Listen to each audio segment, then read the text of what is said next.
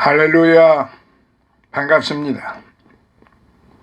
마태복음 17장 6편까지 함께 공부하신 우리 성도님들께 진심으로 감사를 드리면서 오늘부터는 이제 마태복음 18장 시작하도록 그렇게 하겠습니다. 하나님의 말씀은 이제 요한계시록 1장 1절로부터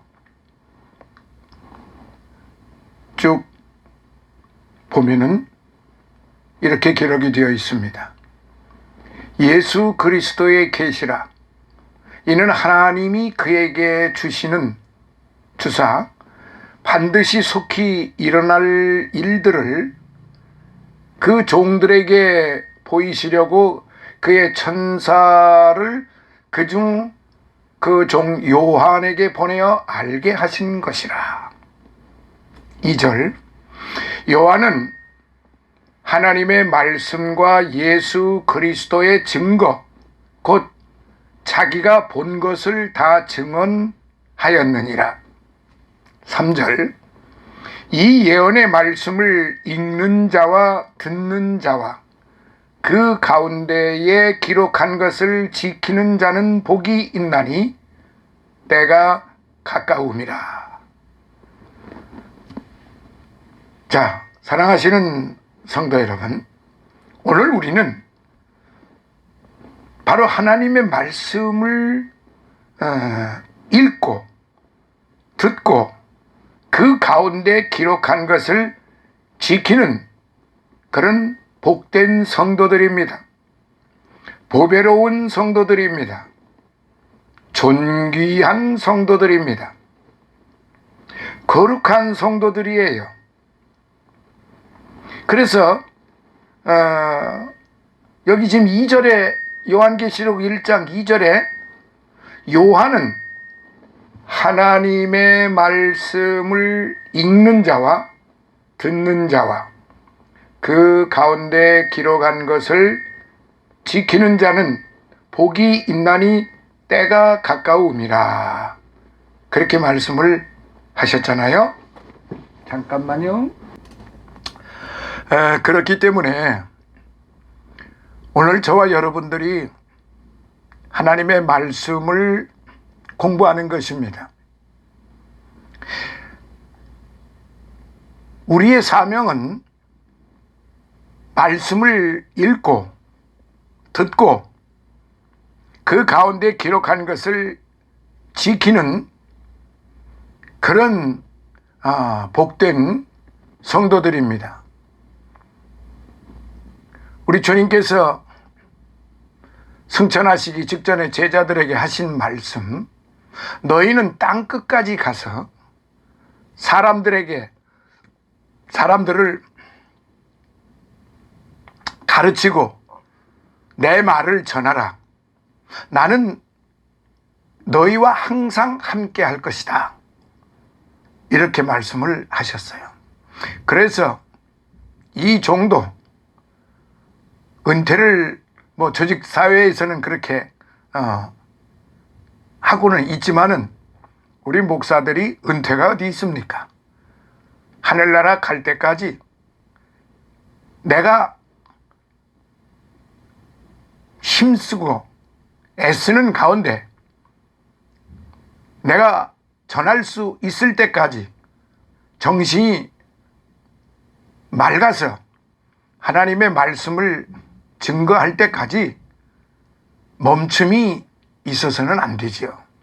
그래서 늘 여러분들과 함께 하는 것입니다. 저는 그게 참으로 행복하다 아니할 수 없다, 그렇게 생각을 늘 하면서 사람이 많든 적든 간에 이 복음은 복음 전하는 것을 중단할 수 없다는 사실을 이 생명 다하는 날까지 이 복음을 전해야 된다 하는 것을 고백하면서 이제 마태복음 18장 시작하도록 하겠습니다. 마태복음 18장은 천국 시민의 윤리관에 대해서 기록하고 있습니다. 자, 그래서 먼저 본문을 1절로부터 6절에 있는 말씀을 먼저 같이 읽도록 하시겠습니다. 1절로부터 6절까지의 말씀은 겸손에 대한 중요성 말씀입니다. 그때의 제자들이 예수께 나와 가로되 천국에서는 누가 크니이까? 예수께서 한 어린아이를 불러 저희 가운데 세우시고 가라사대 진실로 너희에게 이르노니 너희가 돌이켜 어린아이들과 같이 되지 아니하면 결단코 천국에 들어가지 못하리라. 그러므로 누구든지 이 어린아이와 같이 자기를 낮추는 그이가 천국에서 큰 자니라. 또 누구든지 내 이름으로 이런 어린아이 하나를 영접하면 곧 나를 영접함이니 누구든지 나를 믿는 이 소자 중 하나를 실족해 하면 차라리 연자 맷돌을 그 목에 달리우고 깊은 바다에 빠뜨리우는 것이 나으니라. 아멘. 1절로부터 6절까지의 말씀입니다. 마태복음 18장은 네 부분으로 나누어져 있음을 먼저 말씀을 드려요. 1절로부터 6절까지는 겸손에 대한 그 중요성에 대해서 말씀을 하셨어요. 그리고 7절로부터 14절까지는 실족해 하는 일에 대한 경고의 말씀이었습니다. 15절로부터 20절까지는 실족해 하는 사람에 대한 대책에 대해서 말씀하셨어요. 그리고 21절로부터 35절에 있는 말씀은 무자비한 종의 비유에 대해서 말씀을 하셨습니다. 그래서 18장은 제가 서두에 말씀드린 것처럼 천국 시민의 윤리관입니다. 가버나움 체류 중 예수께서 제자들 간의 도덕적 품성 함양을 위해 주신 교훈인데요. 이 18장은 1절로부터 14절까지가 크게 겸손, 그 겸손과 둘째 권징 15절로부터 20절, 셋째 용서 21절로부터 35절, 이렇게 세 주제로 크게 나누어져 있습니다. 그래서 이상의 주제는 모두 하나님의 나라 백성에 합당한 성품이 어떠해야 하는 것인지를 잘 보여주고 있어요. 뿐만 아니라 교회 공동체의 생활 원리를 가르쳐주고 있어요. 아마도 예수께서는 제자들이 갖고 있던 영웅심과 자만심을 경계하시기 위해 이 교훈의 말씀을 가르치셨던 듯 합니다. 실로 예수님께서는 그의 공생애를 마무리해 가시면서 할 수만 있으면 자발적 희생과 겸손의 모범을 보이시면서 제자들이 본받기를 원하셨던 것입니다. 하지만 제자들은 스승의 의도에 전혀 부합하지 못하고 도리어 누가 더 큰 자인지를 논쟁하고 있었던 것이지요. 따라서 예수께서는 하나님 나라에 합당한 사람은 겸손하고 자비를 베푸는 자라야 함을 이제 여러 가지 비유를 통해 역설을 하신 것입니다. 자, 그러면은 1절로부터 6절까지 절수를 살펴보도록 하겠습니다. 1절, 그때에 예수님께서 가버나움에서 성전세를 내신 바로 그 후에 AD 30년 약 3월경이 되겠습니다. 이때는 예수님께서 십자가에 돌아가시기 약 한 달 전쯤이었습니다. 누가 크니까? 이 질문, 예수님의 일행이 가버나움 도상에 있을 때 제기된 것이에요. 이러한 질문이 제기된 이유는 아마도 변화산 사건의 세 제자만 선택되었던 일, 또는 성전세 문제에 있어서 베드로의 위치 등으로 말미암아 제자들 간의 치졸한 경쟁심이 살아났기 때문이 아니었나 그렇게 생각이 됩니다. 두 번째, 2절. 한 어린 아이를 불러 세우시고. 천국에서는 누가 크냐는 질문에 답하기 위해 예수께서 취하신 행동이신데요, 예수님께서는 당시 사람으로 대접받지 못했던 어린 아이를 제자들 사이에 세우심으로써 제자들의 우매한 질문에 대해 역설적으로 답변을 하신 것입니다. 3절, 돌이켜. 이에 해당하는 헬라어 스트레포. 이 스트레포라는 말은 변화시키다, 방향을 바꾸다는 뜻입니다. 과거의 생활과 생각에서 전환하여 새 생활로 나아가는 것을 의미하는데요, 이는 회개한 자에게 요구되는 그런 태도이기도 합니다. 어린아이들과 같이 되지 아니하면 어린이의 특성인 순수성과 신뢰성이 천국에 들어가기를 원하는 자에게도 요구됨을 뜻하는 말씀이에요. 따라서 본문은 하나님의 말씀을 받아들이는 순수한 자세와 그의 보호를 소망하는 신뢰의 태도를 촉구하는 말씀이라고 봅니다.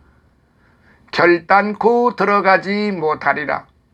헬라어에서는 이중부정어 우메, 이중부정어 우메라는 말이 있는데, 이 우메가 사용되어 강한 부정어구로 되어 있습니다.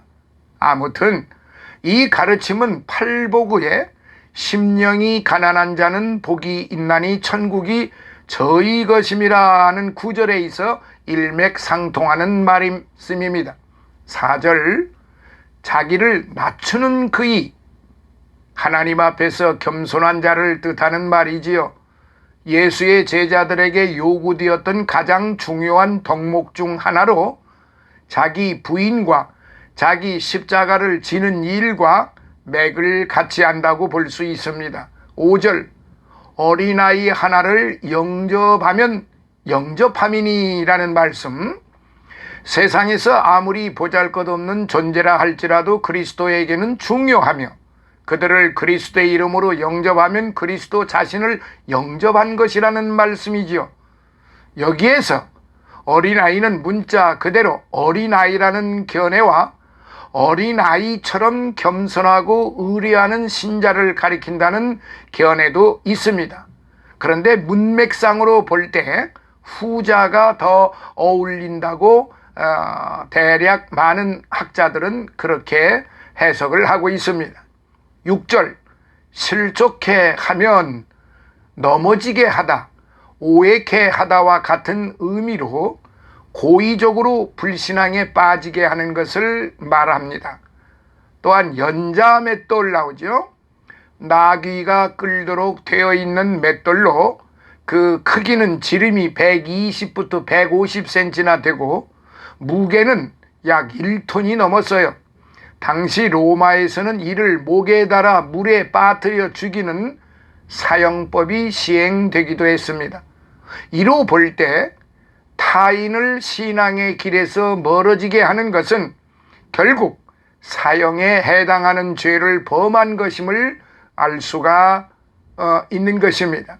자, 이렇게 볼 때 1절로부터 6절에 대한 말씀을 좀 함축해서 말씀을 드리면, 그 유명한 어린아이를 통한 교훈인데요, 특별히 여기 언급된 어린아이란 겸손과 순진함, 그리고 순수한 의존성 등으로 대변되는 존재들로서 하나님 나라 백성된 자는 적어도 이 같은 신앙 인격을 소유해야 한다 하는 말씀이 되겠습니다. 그리고 더 나아가서 세상에서 별 큰 관심을 모으지 못하는 순진한 어린아이 같은 사람들을 그리스도의 이름으로 기꺼이 영접해야 할 것이다 라는 의미의 말씀이기도 합니다. 그래서 이것을 세 가지로 좀 나누어서 말씀을 드리면요, 첫 번째, 그리스도께서 겸손을 강조하신 이유. 그리스도께서 겸손을 강조하신 이유가 뭘까요? 주께서는 제자들에게 많은 말씀을 해주셨어요. 그런데 우리가 그 말씀을 살펴보면 많은 부분이 그분이 당할 고난에 관한 것이었음을 알게 됩니다. 즉 주님은 그분이 얻게 될 영광에 대해서는 불과 몇 마디 밖에는 하지 않으셨던 것입니다. 그럼에도 불구하고 주님을 따르던 제자들은 주님의 영광에 대한 말씀만을 기억하고 다른 말씀들은 그냥 잊어버리거나 간과해버리고 말았습니다. 따라서 그들 사이에서는 가끔 누가 더 영광을 얻을 것이냐의 문제가 대두되었으며, 급기야는 본문에서처럼 예수님께 천국에서는 누가 크니까 라고 묻게 되었던 것이지요. 이처럼 특권과 영광에만 관심을 가지고서 그런 말씀만을 들으려고 하는 사람들은 그것을 얻기 위하여 감당해야 할 수고와 고난에 대해서는 귀를 기울이지 않으려고 하기가 쉽습니다. 그러므로 이 말씀 속에서 우리는 무엇을 배워야 할 것인가? 다시 한번 주님을 따르는 제자들의 자세와 겸손의 중요성에 대하여 우리는 배워야 한다, 이 말씀 옳시다. 자, 두 번째로 그리스도께서 비유하신 이 겸손의 모습인데요, 우선 제자들의 이러한 질문에 대해 예수께서는 한 어린아이를 불러 저희 가운데 세우셨습니다. 그리고 제자들에게 너희가 돌이켜 어린아이들과 같이 되지 아니하면 결단코 천국에 들어가지 못하리라 라고 단호하게 말씀을 하셨지요. 그런데 어린아이들은 우리가 알듯이 아직 세상의 욕심에 물들지 않아서 대체적으로 깨끗하고 순진합니다. 그래서 어린아이들은 어떤 높은 지위나 권력을 탐내지도 않으므로 이로 인해 서로 다투지도 않습니다. 그리고 또한 어린아이들은 악의 없이 순수하고 배우는 것을 즐거워합니다. 더욱이 그들은 부모님의 말씀에 순종하며 전적으로 의지하지요. 그렇지만 물론 어린아이들도 고집을 부리기도 하고 또 쉽게 변덕을 부린다든지 하는 다른 성격들을 가지고 있을 뿐만 아니라 순종하지 못하고 엉뚱한 생각을 할 수도 있어요. 그러나 때묻지 않은 순수한 어린아이들의 마음은 분명히 어린이들만이 가질 수 있는 특징들이고, 어린아이들이 지닌 이런 특징이야말로 참된 그리스도인들이 지녀야 할 겸손의 미덕이죠. 마음을 적절하게 표현해주고 있는 것이지요. 그러므로 주님께서는 서로 높아지려는 제자들 앞에 어린아이를 세우셨던 것입니다. 어린아이와 같이 되지 아니하면 결단코 천국에 들어가지 못한다고 경고를 하셨던 것입니다. 자, 세 번째는 어린아이와 같은 겸손을 소유하기 위한 조건에 대해서 말씀을 하신 거예요. 또한 주님께서는 여기에서 어린아이와 같이 되기 위해서는 먼저 돌이킬 만한 권면을 하셨어요. 어떤 권면일까요? 즉 이는 잘못된 길에서 돌이키지 않고 회개하지 않으면 우리는 결코 어린아이처럼 깨끗하고 겸손해질 수 없다는 의미의 말씀입니다. 따라서 우리는 날마다 자신을 돌아보아야 합니다. 우리는 우리의 마음의 영을 날마다 새롭게 해야 합니다. 이렇게 우리는 어린아이들처럼 순수하고 겸손하게 되는 훈련을 해야 합니다. 기꺼이 자신을 모든 사람들 가운데에서 가장 작은 자로 여길 수 있어야만 한다는 말씀입니다. 이제 우리는 날마다 자기만을 내세우는 자고함을 버려야 합니다. 자고함. 여러분 혹시 기억하시겠죠? 사도 바울 사도들이 육체의 가시로 말미암아 너무 고통이 심하니까 하나님께서 하나님께 그 고통을 벗어나게 해달라고 하나님 앞에 3번이나 간구를 했습니다. 그런데 하나님께서 그 사도 바울의 기도를 들어주지를 않으셨어요. 그런데 하신 말씀이 내가 네게 준 은혜로 족하도다. 내가 네게 준 은혜로 족하도다. 이렇게 말씀을 하셨어요. 이 말씀 속에 자고하지 않게 네가 자고하지 않도록 육체의 가시를 주셨다는 그런 면으로도 우리가 생각을 할 수가 있는 것입니다. 그렇기 때문에